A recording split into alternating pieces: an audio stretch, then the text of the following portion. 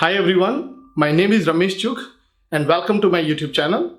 During a previous session, we discussed 3DS 1.0 and in today's session, we will be exploring 3DS 2.0. As usual, I will commence the video by providing a brief overview and historical background of the 3DS protocol, and then we will deep dive into the step-by-step execution of 3DS 2.0. So sit back, relax, and let's get started.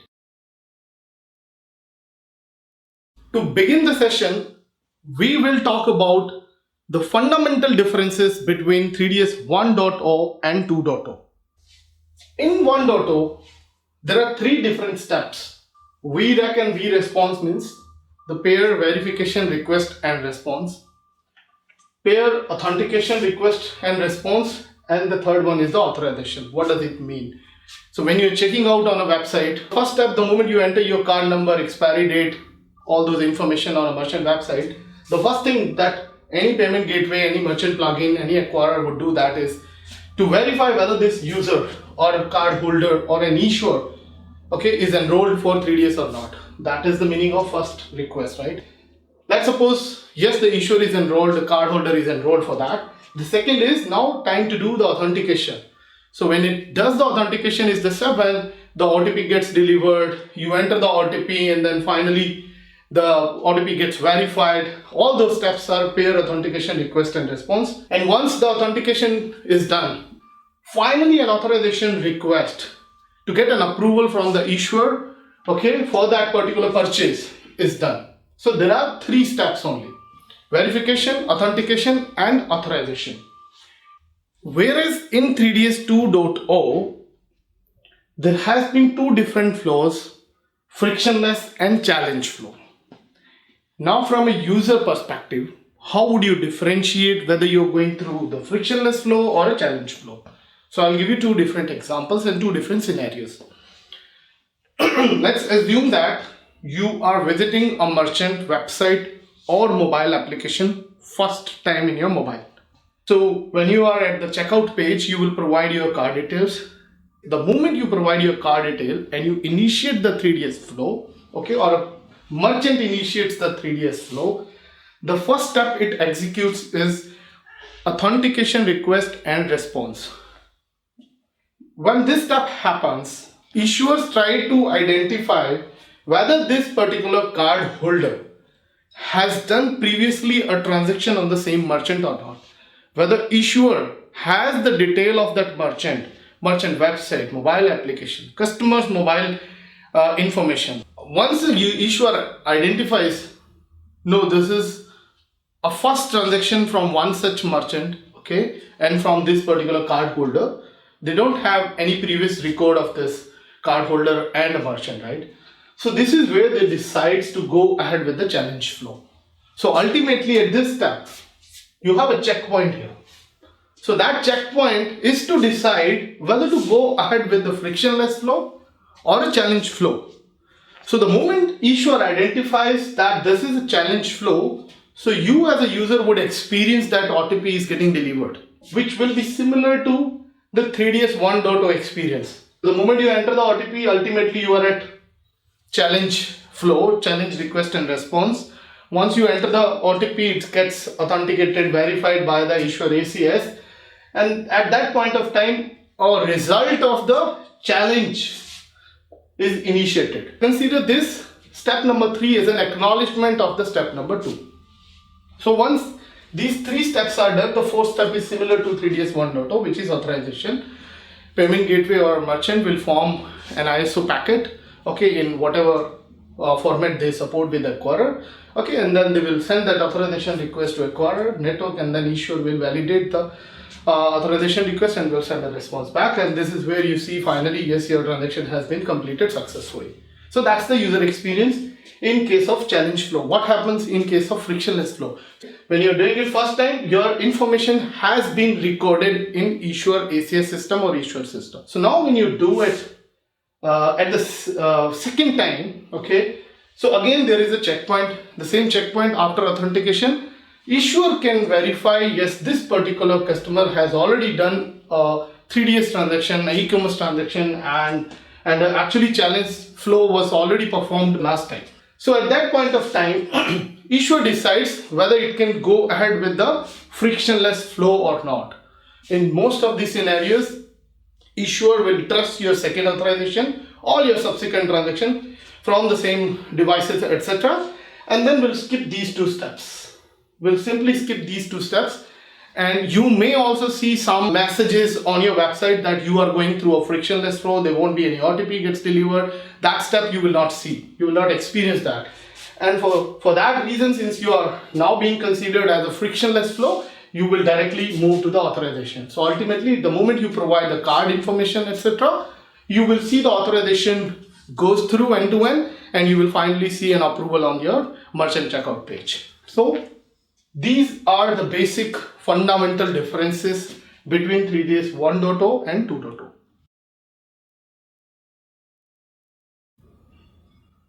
Now let's talk about some historical background of 3DS protocol and why there was a need of changing it from 1.0 to 2.0.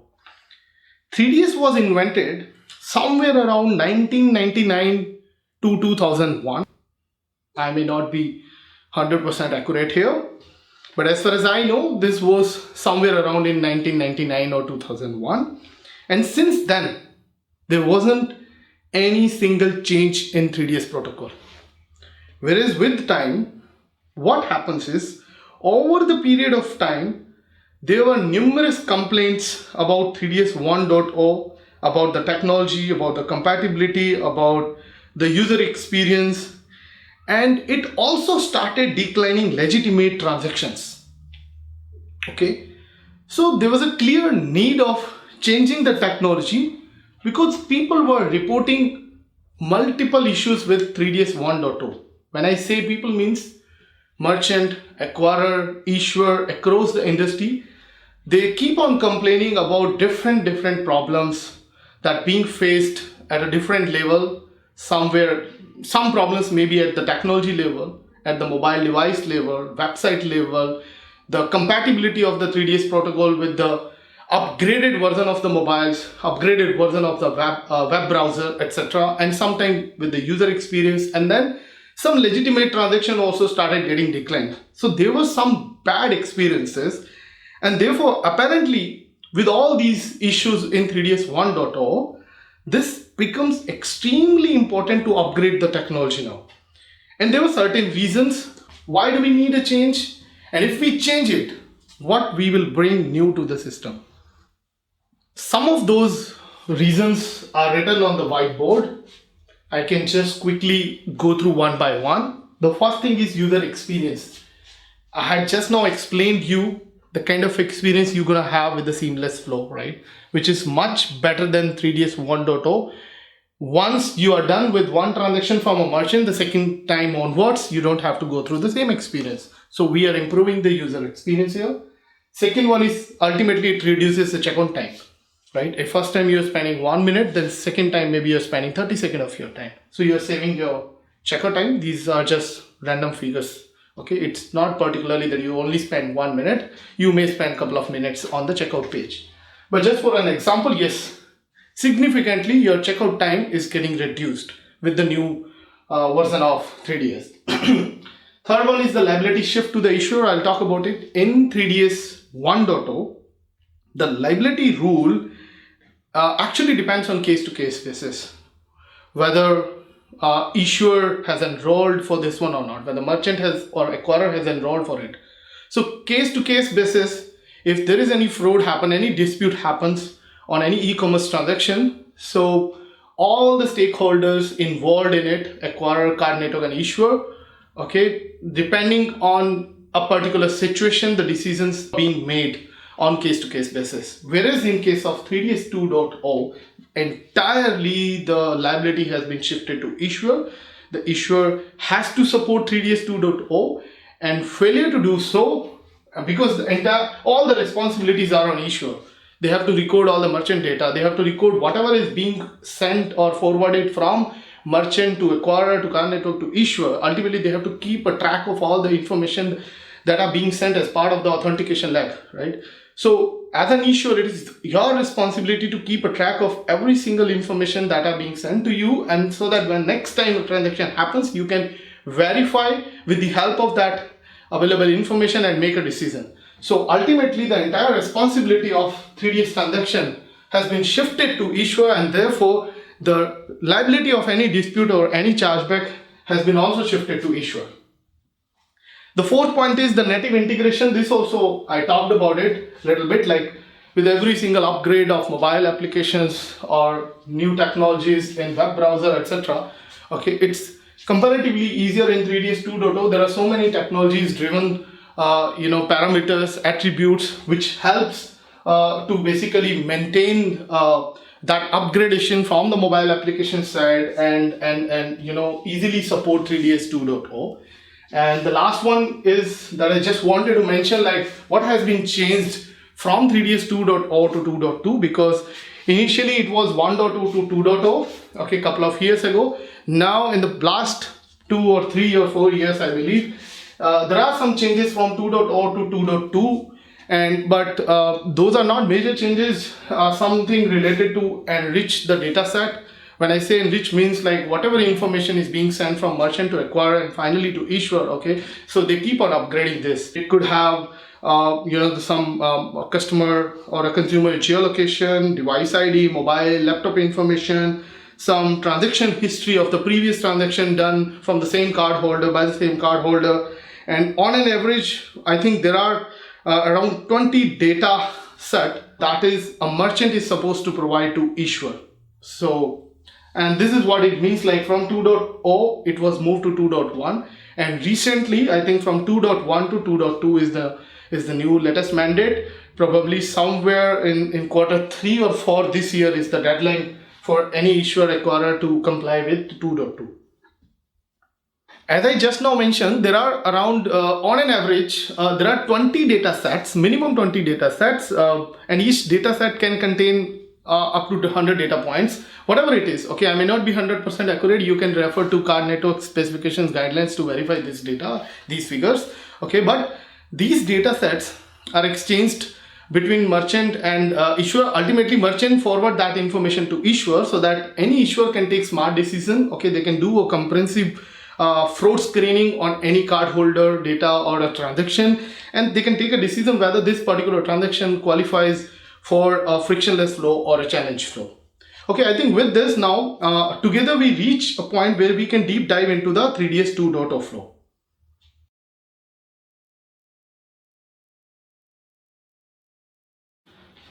So here we are. I understand that this diagram might appear a bit messy and confusing at first glance, and I'm really sorry for that. But don't worry, if you follow along with me and pay attention to these numbered steps and color coding, you'll gain a good understanding of the concepts. So let's take a closer look and go through each step one by one together. There are 8 black boxes. Each box represents one entity. The first one is the consumer or a card holder. Second one is the merchant here. Third one is the payment gateway or merchant plugin. And fourth one is the acquirer. Okay, so if you look at this side of the diagram, this is the first D of 3-dimension security, okay, which is merchant and acquirer. And then this the next part is DS is directory server, and then you have card network who provides the services for these directory servers. So you can consider both of them together as one entity.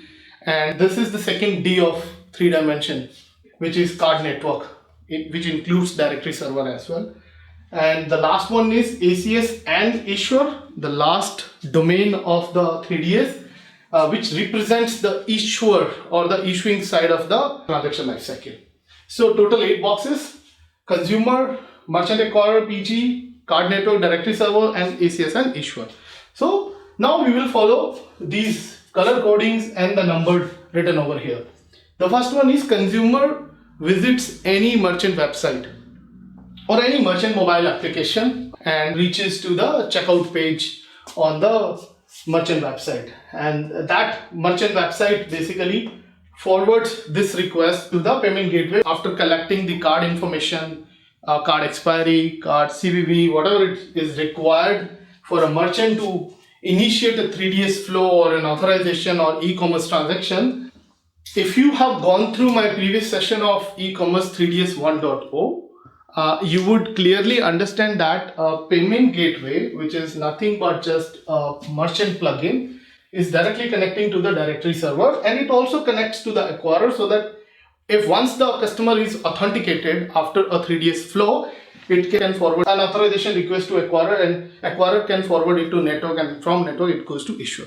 So let's go through step number 2. The first one was customer provides information to merchant, and merchant, based on the information collected, forwards a payment request to payment gateway. So what payment gateway does, it verifies all the information being collected by merchant and forwards an authentication request to directory server.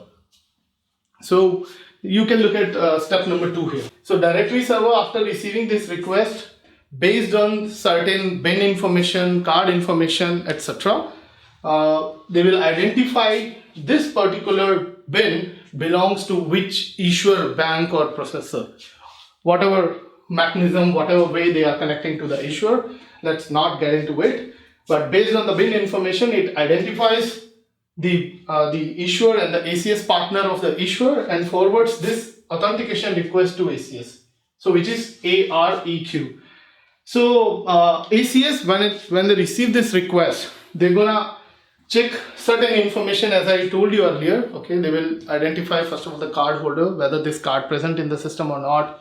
They will do all basic checks. They will validate the expiry date, whether the card is active or not, CVV, etc. A lot of things they will verify. And then in addition to it, they will also check whether this particular transaction or a merchant, from this merchant, they have received this similar kind of transactions before or not. So they can verify device information, they can verify web browser information, application information, the merchant details, previous transaction history, whatever data sets has been exchanged basically from payment gateway to the ACS. Whatever information as part of this authentication request has been forwarded to ACS based on those data set and the previous history of that particular card holder or merchant in ACS database. They will check whether this particular transaction qualifies for a frictionless flow or a challenge flow. Let's assume the customer is doing this transaction first time from this particular merchant. So in that case, ACS will flag that particular transaction for a challenge flow, and along with the ARES, step number 3, authentication response, it will forward the landing page to the directory server, and from directory server they forwarded it to PG. So at this point of time, as a card holder or a consumer, you will see a different landing page with labeled with your bank name, issuer bank name, or the card network, any card network or whatever bank it is. Now you are being redirected to a landing page. So we are at step number 3. Once the step number 3 is completed, because with this step, ACS has already decided to go ahead with the challenge flow, right? So the moment it initiates or sends a response back to directory server at step number 3, which includes the authentication response plus landing page, it also initiates the process to generate the OTP and get it delivered to the card holder. And based on the customer's mobile number or email address, the OTP gets generated and gets delivered to the card holder. Now from step number 4, card holder, after receiving it, and he or she would be able to see a landing page also. On the landing page, customer will enter the OTP. So step number 4 is also done. The landing page is given to payment gateway, and along with that, OTP gets generated by ACS, given to issuer delivers to card holder enter it on the merchant landing page, which has been given by the ACS, right? So up to step 4 we are done. So at step number 5, actually even before that, payment gateway has received the authentication response, step number 3, and the OTP entered by the card holder from step number 4.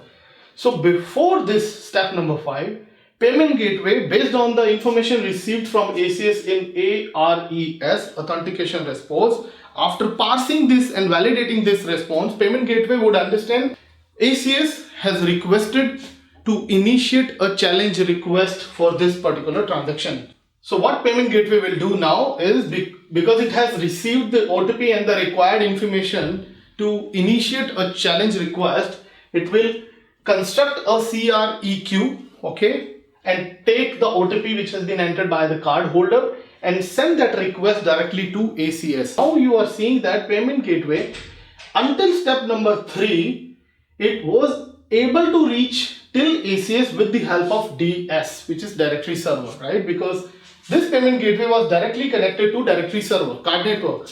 But at step number 5, it is able to communicate directly with ACS. Why? Because it has received the issuer landing page at step number 3. So with the help of that landing page, payment gateway will be able to send a challenge request. As part of that request, it will include the OTP and will forward that request to ACS. So once ACS receives that, because it has already generated that OTP, it does a bit of validations on that, whether OTP is correct or not. And based on that information, it creates the response back to the CREQ.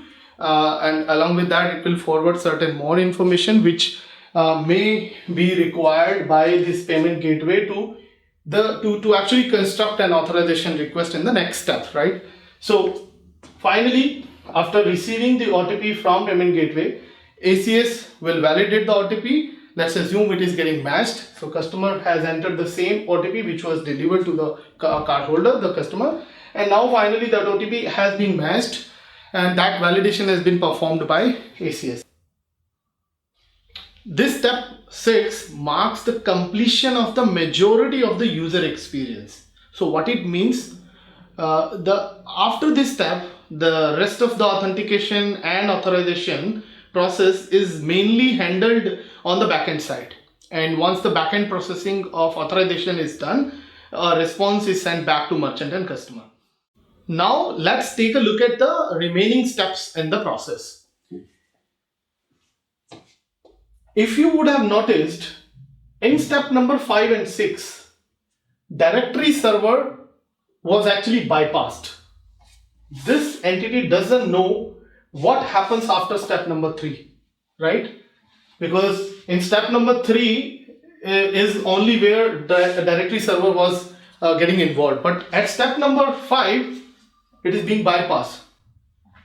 Therefore, the ask is, how to notify directory server about this step number 5 and 6? Because the challenge request has been completed, but unfortunately directory server is not aware of it.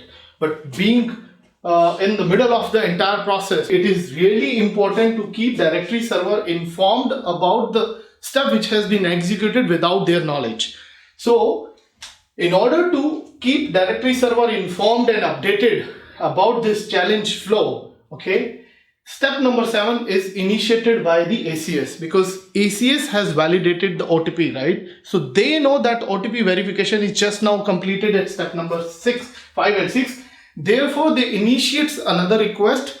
What is that? Result request and result response is step number 8. So they will forward that the acknowledgement of the challenge request to directory server. Directory server will forward it to PG. PG will send a response of that, informing directory server, yes, I have already received a CRES from ACS and I have also received the result request from directory server. So it sends this notification back in form of a result response to directory server sends it back to ACS. So ultimately, after step number 7 and 8, all the entities engaged here, payment gateway, directory server, ACS, all of them are informed and also are in sync that this particular transaction, first of all, qualified for a challenge request. After that, OTP was delivered and OTP has been verified successfully.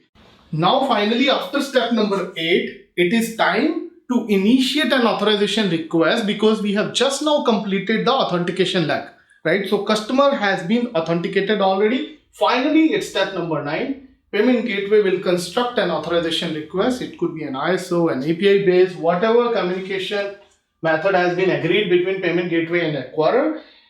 They will forward that authorization request in that particular specification, that particular format to acquirer. acquirer will forward that or translate that into a format which is supported by card network. Okay, it could be any card network. So they will create that authorization request, forward it to card network.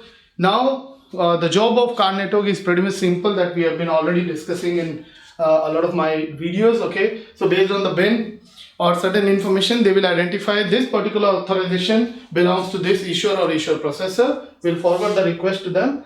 Now issuer finally receives an authorization request, which could be a 0100 0200. Again, I don't want to get into it whether it is single message or dual message. So based on that, issuer will verify the card, perform all the authorization checks, card related, card holder related, and all the monetary checks, whether customer has sufficient balance, if there are any limits.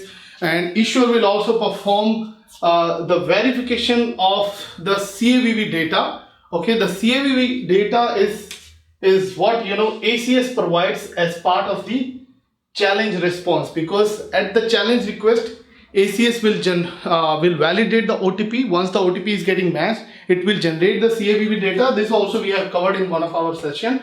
Okay, that CAVV data is basically finally being passed to the issuer as part of the authorization request. So issuer performs that CAVV verification also, along with all the other validation just now I mentioned. And finally, if the response of all the validations are good enough for issuer to approve the request, then they will send an authorization response back to network. From network it goes to acquirer.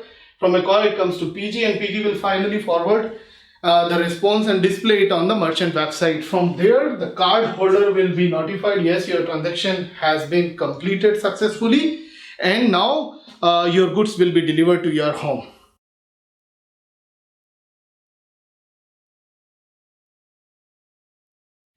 If it's step number 2 and 3, which is the authentication request, okay, ACS identifies that this particular transaction qualifies for a frictionless flow. Means there could be possibility the ACS has already received a similar type of transaction from the same card holder, same merchant website, same device, all those data sets, okay, basis which an ACS or an issuer can perform the fraud checks, right? They can go through the fraud screening of that particular authentication layer. So based on that information, ACS, if it identifies at step number 2, no, this particular transaction qualifies for a frictionless flow, then as part of ARES, they will not return this landing page, right? Because it is not needed. The OTP will not be delivered. Since OTP is not being delivered, this step number 4, this will also not be done. Step number 5 will not be done, and step number 7. So ultimately, after step number 3, this payment gateway will directly trigger step number 9. Basically, we are triggering an authorization request to acquire, and the rest of the process remains same. But it doesn't mean that this particular transaction, where we are skipping 3 or 4 or a couple of steps, it is not a fully secure transaction. It is still being considered as a secure transaction, because ACS has already identified that from this particular set of data, okay, based on the merchant, cardholder, device, etc., we have already received multiple transactions before. So therefore, this particular card holder and this transaction can be treated as a secured transaction. Therefore, there is no need for us to go through all the hassle of validating a customer again and delivering an OTP, etc. Okay, but still ACS will flag this particular transaction as a secured transaction, and then finally will complete the authorization and end-to-end flow by skipping some of the steps from the challenge.